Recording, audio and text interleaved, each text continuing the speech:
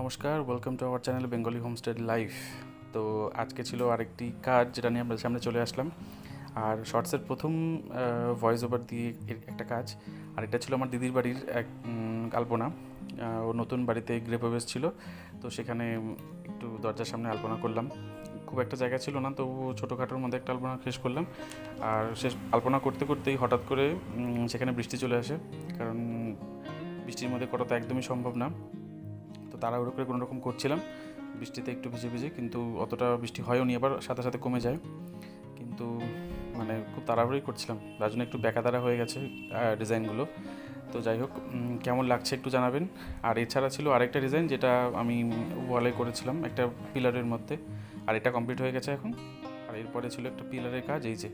তো পিলারটা কেমন লাগছে, পুরোটা কেমন লাগলো এটা জানাবেন। অবশ্যই পাশে থাকবেন, চ্যানেলটাকে সাবস্ক্রাইব করে দেবেন। ধন্যবাদ।